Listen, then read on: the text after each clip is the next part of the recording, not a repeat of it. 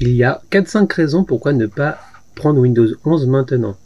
La première raison, c'est que votre Windows 10 est en général très suffisant et carrément suffisant pour ce qu'il y a à faire, mais notamment les mises à jour de Windows 10 seront maintenues jusqu'en 2025. Les mises à jour des sécurités, etc. Donc c'est un très bon point, pas la peine de se presser. Particulièrement, je déteste ces mises à jour, je fais tout pour les désactiver, parce que ça fout le bordel. Hier encore, j'ai passé 1 heure à ne pas pouvoir utiliser l'ordinateur parce qu'il y avait une mise à jour qui devait être faite.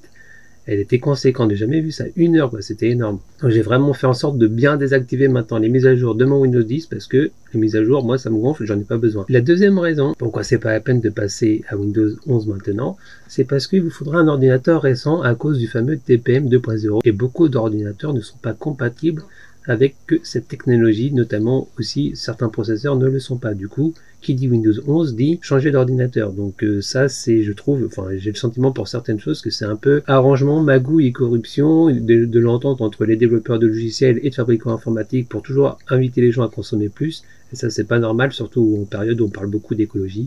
C'est assez un scandale et peut-être on le verra dans 5, 10, 15 ans. Toutes ces manigances qui font en sorte que les applications demandent toujours du matériel plus récent pour fonctionner.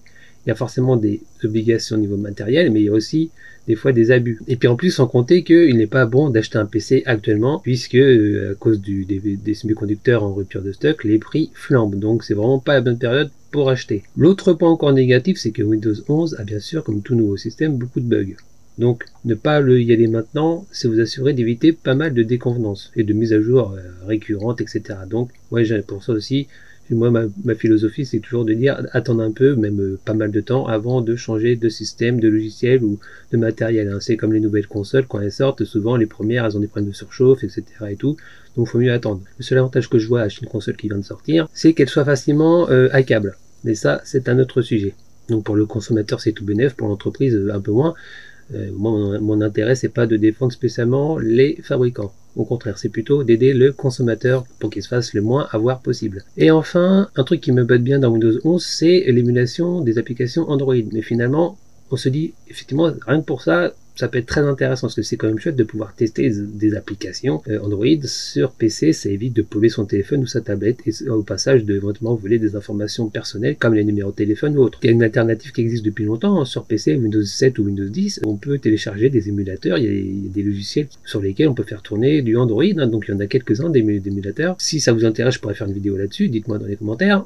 Et puis même si vous ne me le dites pas, je pense quand même faire une vidéo sur tous ces émulateurs qui existent sur PC, dans l'univers Windows, pour tester les applications Android. Personnellement, j'utilise de temps en temps, c'est bien pratique. Voilà la vidéo rapide pour vous dire tous les points négatifs et quels sont vraiment qu'il n'y a pas d'intérêt pour l'instant à passer à Windows 11. Si vous avez aimé la vidéo, merci de liker.